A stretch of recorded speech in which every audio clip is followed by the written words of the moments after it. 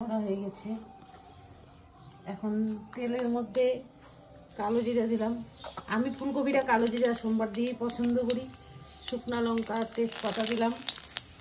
আমার পতিদের তেজপাতা পছন্দ হয় না, তাই অল্প দিলাম। এই যে মশলা রেডি করে রেখেছি, দিয়ে দিলাম।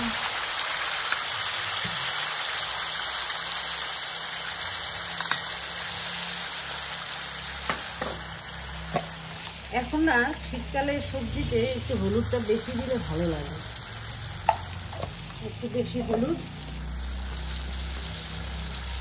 একটু বেশি লবণ। এখানে আছে জিরা বাটা, অল্প ধনিয়া বাটা, আর হচ্ছে তোমার টমেটো বাটা, আদা বাটা আর লঙ্কা বাটা। মশলাটার মধ্যে এগুলোই আছে। এখন একটু ভাজা ভাজা করি, তবে ভাজা ভাজা করার আগে একটুখানি চিনি দিয়ে নিই।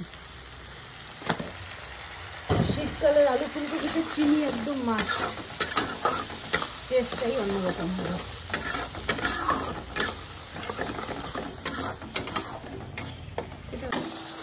মশলাটা ভাজা ভাজা হয়ে গেছে। এখন এক এক করে কপি আলু ভাজাগুলো দিয়ে দিলাম।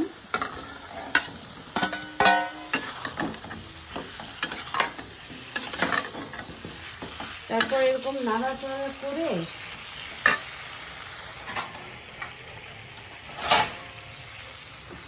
ঢেকে দিই, তাহলে একটু জল বার হবে কপি থেকে, ওটা দিয়ে বেশ খানিকটা মজে যাবে।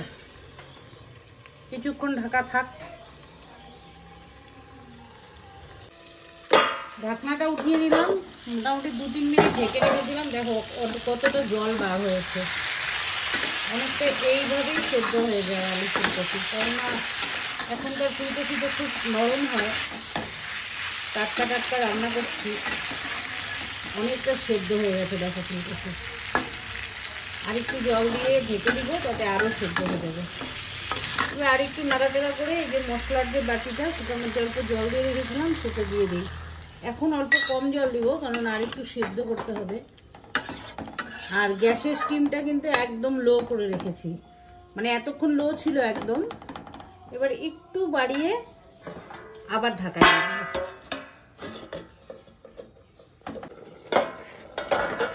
অনেকটা টাইম সেদ্ধ করলাম জল দিয়ে। দেখো জলটা অনেকটা শুকিয়ে এসছে, ফুলকপি সেদ্ধ হয়ে গেছে। আর আলু তো আমি আগেই সেদ্ধ করে দিয়েছিলাম, সেদ্ধ করে ভাজা আলু ছিল।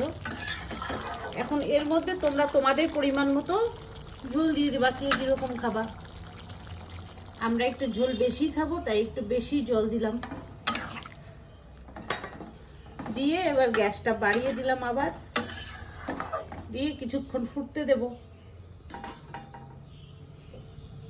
ঝোলটা যখন একদম মানে এরকম বয়লিং পয়েন্টে চলে যাবে, উতাল চলে আসবে, তখন একটু চিকেন মশলা ছড়িয়ে দেবে। দেখবে টেস্টটাই আলাদা চলে আসে, ভীষণ ভালো লাগে। এমনিই তো শীতকালে ফুলকপি খুব টেস্টি, তারপরে এই চিকেন মশলা দিলে দ্বিগুণ বেড়ে যায় টেস্ট।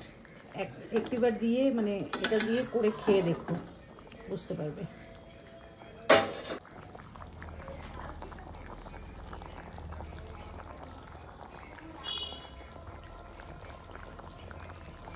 যদি মনে করো এর মধ্যে একটু ঘি দেবে, দিতে পারো। গরম মশলা দেবে, দিতে পারো। তবে চিকেন মশলা দিয়েছি তো, সেটার যে একটা স্মেল আছে, সেটাতেই খুব ভালো লাগে। সেই কারণে আমি ঘি এবং গরম মশলা কোনোটাই দিলাম না।